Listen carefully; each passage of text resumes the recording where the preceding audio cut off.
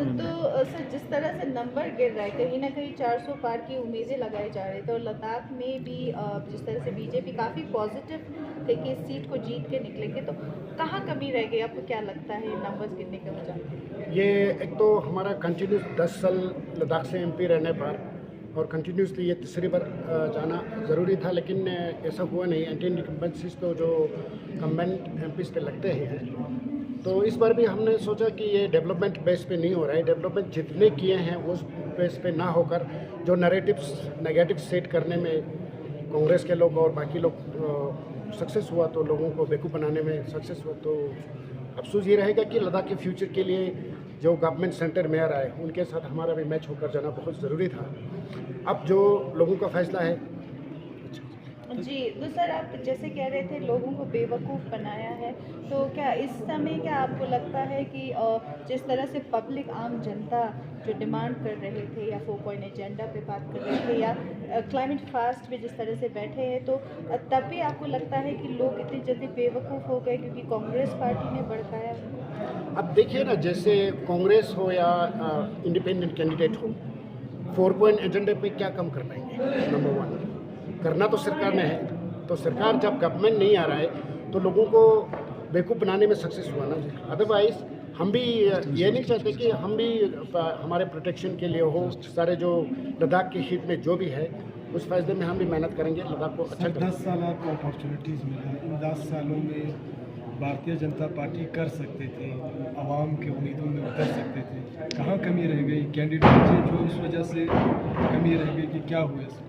ये लद्दाख में जो पोलराइजेशन होते हैं, एक तो कम्युनल बेस पे होते हैं और दूसरा रीजनल बेस पे होते हैं, तो उसकी कमी की वजह से जो डेवलपमेंट हुआ है, जैसे भारतीय जनता पार्टी ने लद्दाख को जो 70 साल से नहीं हुआ, लद्दाख को यूटी बना के कश्मीर से अलग करके बहुत सारे डेवलपमेंट और सब कुछ हो रहा है।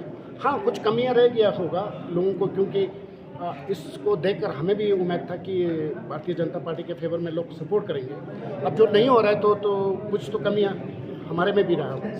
जी, तो जैसे सर सीसी जो इटाशी गैल्सन जी है वो काफ़ी उभरते एक लीडर है बीजेपी के, तो इस इलेक्शन में यानी एमपी इलेक्शन में जो पिछले जो कि आपके जो एमपी रहे हैं उनके जिस तरह के लोगों का नेगेटिव कमेंट्स रहा है या काम ना होने पे, तो उस वजह से भी आपको लगता है कि ये असर जो है इस इलेक्शन पे दिखाई दे रहा है? बिल्कुल दिखाई दे रहा है। इटाशी साहब के जो लास्ट वीक का कैंपेन था उसमें बीजेपी ने बहुत इम्प्रूवमेंट किया, अदरवाइज तो पूरा कम्युनिटी को नेगेटिव ही मोबिलाइज करके रखा था।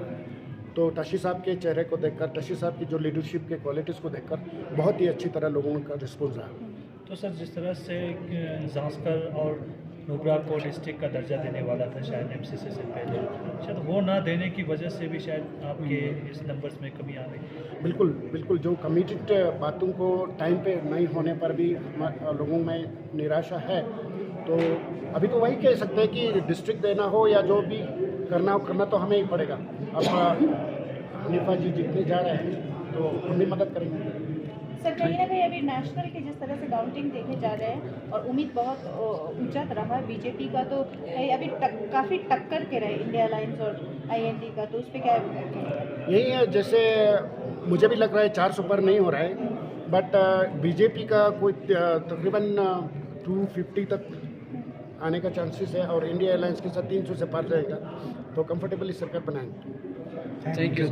अब स्लो इंटरनेट की स्पीड को कर दो बाय बाय और लगवा लो जियो एयर फाइबर का हाई स्पीड वाला wifi from MS Phukari enterprises, authorised distributor of Jio in Kargil. साथ ही इनकी फाइबर सर्विसेज करगिल से द्रास, करगिल से सांकू और करगिल से पशकुम के लिए दस्तयाब हैं और यहाँ इलेक्ट्रिकल आइटम्स भी दस्तयाब हैं। ज्यादा जानकारी के लिए इन 2 नंबरों पर राब्ता करें 9469504040 और 9469737518।